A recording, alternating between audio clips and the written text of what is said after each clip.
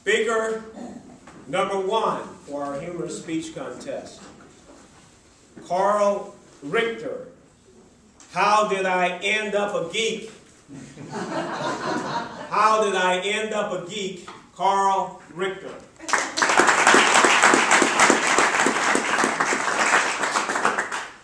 don't know how it happened. I used to hate computers. And now I have this room filled with computers and cables, and it's just a mess. And the worst part of all is I know how to plug it all in. Mr. Toastmaster, fellow Toastmasters, guests, and dignitaries, my name's Carl. I'm a Voyager, and now I make my living as an e-learning consultant, bringing technology into the schools. And I never would have seen this happening. In 1992, I was still in high school. I was just about to graduate. And I look at, it wasn't that long ago, but man, a lot has changed. It used to be so simple. In high school, I didn't have a Facebook page. I didn't have a blog that I wished I updated more often, and nobody was twittering.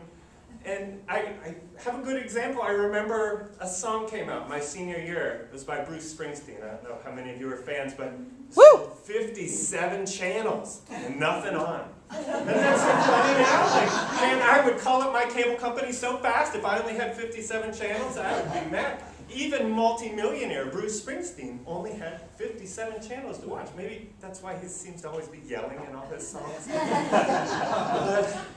So of course there's live TV, and that's not even your only option. You've got hundreds of channels, but you can also have this thing called TiVo. I don't know if you guys all have TiVo, but it's pretty cool. It's basically like telling your TV to just, stay home and watch all my shows for me, and then when I come back, we can watch them together. It's great. I had a roommate in college who did basically the same thing. There's more options too. There's this thing called on-demand TV. You clicked around on your cable box and found that. You go there, and there's all these shows just waiting. I kind of think like when I watch those movies and you see like High School Dance in the 50s, where there's like one side of the gym, there's just a bunch of girls there waiting to be picked. That's what it's like with the shows. You can go and you grab any show you want. Start it right away. It's fantastic.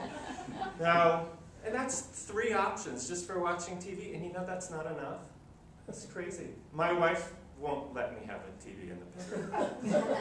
It's not so great. I'm not thrilled about that. And I would try and change her mind, but I don't have to. I have a laptop computer. So I bring it in, I set it there on my little nightstand. If you've never done this, when you go back to work on Monday, go to abc.com, go to nbc.com. All your shows are there. You can watch them all for free online. It is really, really cool. So I'd like to thank the geeks that have paved the way before me. Do you guys all remember that writer's strike that messed up all our great TV shows? They never really told us why. We just had rerun after rerun. But what had happened basically was a lot of geeks were sitting at home and they were recording live TV onto their computer and then uploading it for other geeks. So the other companies decided, hey, we need to put those shows online so we can sell them ads. So the writers said, hey, we want to get paid from the website, and there you go. We got to miss a season of TV, but in the long run, it's worth it, because now what can you do when you're working? You put a little something there, put a tiny little window, and watch Tonight Show, and things like that. Luckily, none of you are my employer or clients.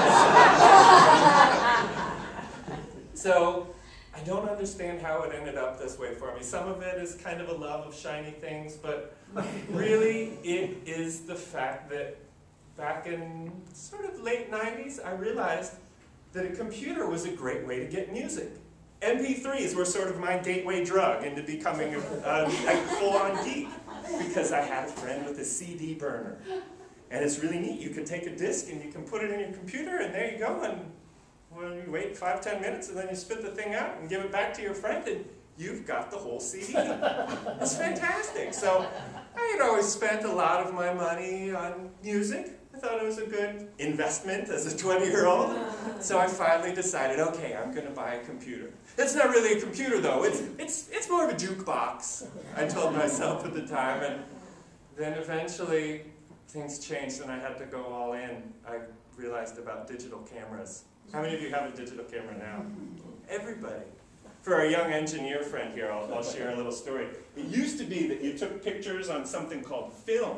It was really strange. Yeah, you couldn't look at your pictures right away. I was lucky. I lived pretty close to the mall, and in the mall parking lot, you could go and they have this little hut, and you'd go and you could drop your film off, and this was amazing. In just an hour, you could see your results. So I always really liked that. You take your pictures in, you get them developed. I'm not really that good of a photographer, but you know what was so fun about it? Because I'd take a roll of film and I'd stick it in the drawer, and then eventually I'd have a whole bunch of film, and I'd take it into the photo hut. I'd come back in an hour, and then it's like a big surprise because I forgot what I took pictures of.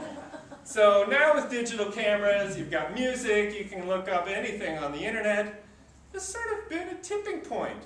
Normal people want to use computers now. Somehow they turned cool. Pretty girls want to use a computer. That wasn't always the case. So I look at how far we've come. I think about my days in high school when I'd look at those kids and I'd say, gosh, the computer kids are kind of missing out, but those are actually the people that are making connections. I can not only plug in my TV to a computer, but I can plug into information in Japan or Brazil or Australia or anywhere in the globe, and it's all basically free.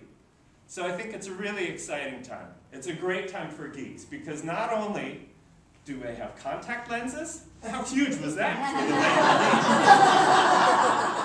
geeks? You've got that, you've got people that want to use a computer, and suddenly geek has become the new chic.